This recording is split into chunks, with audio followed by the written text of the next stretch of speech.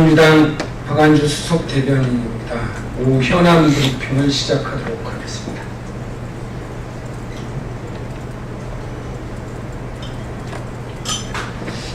지난달 미국 측의 한미 FTA 개정 요구에 대해 우리 정부가 한미 FTA 효과 공동 분석 선이행을 제안하자 도널드 트럼프 미국 대통령이 한미 FTA 폐기 준비를 지시했다는 미 언론 보도가 나오고 있습니다.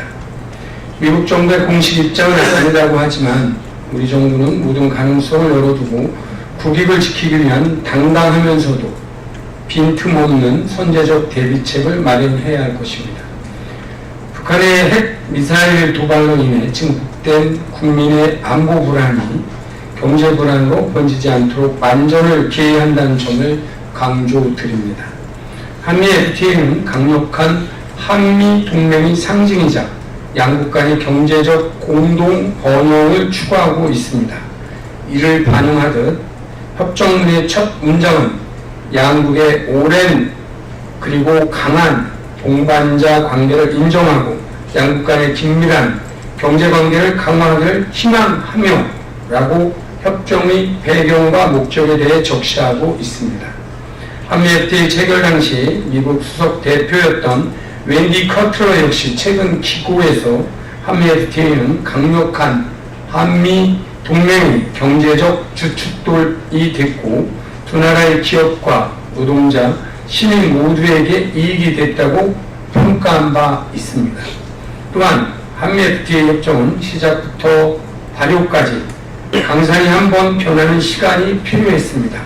2003년 8월 우리 정부의 FTA 추진 로드맵이 마련되고 2004년 미국 측의 관심 표명 이후 1차 공식 협상이 열리기까지 2년의 시간이 필요했고 이후 8차례의 공식 협상과 고위급 회담을 거쳐 2007년 협상 타결을 선언한 후에도 추가 협상에만 3년의 시간이 걸렸고 2년여의 양국 의회 비중 기간을 거쳐 2012년에야 공식 발효될 수 있었습니다.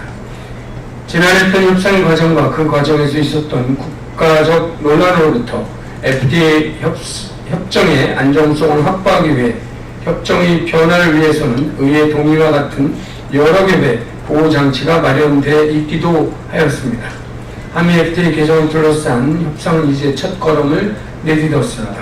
서두르는 것만이 능사는 아닐 것입니다.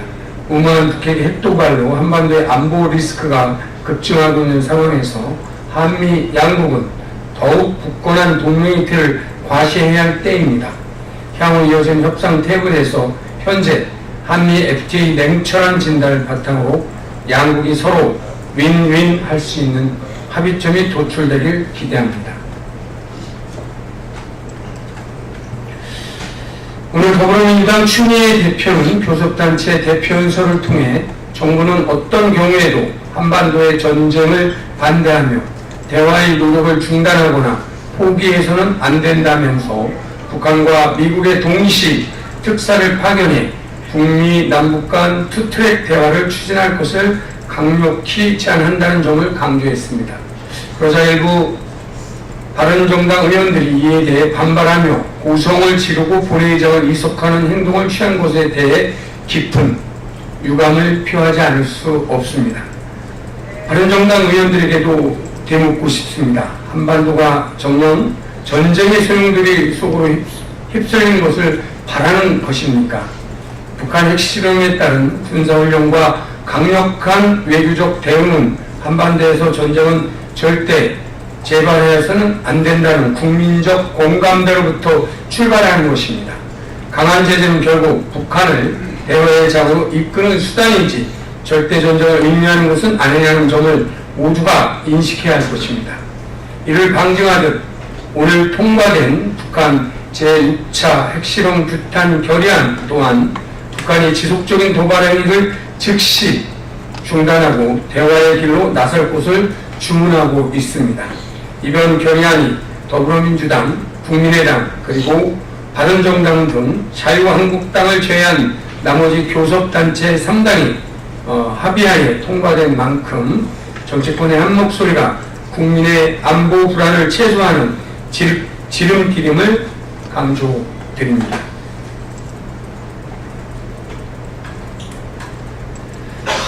군 사이버 사령부 댓글 공작은 명백한 헌법 유린, 엄중한 처벌이 불가피합니다. 원세훈 전 국정원장의 실형 선고는 적폐청산의 서막입니다. 국가정보원을 넘어 군 사이버 사령부까지 여론조사 댓글 부대에 관여했다는 사실이 연이어 밝혀지고 있기 때문입니다.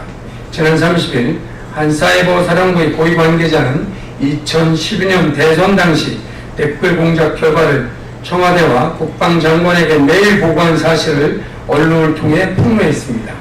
국가정보원을 넘어 국방부까지 정치 공작에 개입한 사실이 점차 표면 위로 드러나고 있는 것입니다. 이태하 전 군 사이버 사령부 심리 전단장은 2012년 대선 당시 120여 명의 부대원들에게 여론조작 댓글을 지시한 혐의로 올해 2월 서울고등법원 항소심에서 징역 1년 6월을 선고받았습니다. 반면 고등군사법원은 지난 2014년 12월 이태하 전 단장이 상세였던 연재욱, 옥도경 전 사이버 사령관에게 각각 집행유예와 선고유예를 선고하는 솜방망이 처벌을 내렸습니다. 전형적인 꼬리 자르기식 진실 은폐가 아닌지 합리적 의심을 할 수밖에 없는 부분입니다. 국방부의 댓글 공작 사건은 또 다른 명백한 헌법 유린이자 민주주의 파괴 행위와 다를 바 없습니다.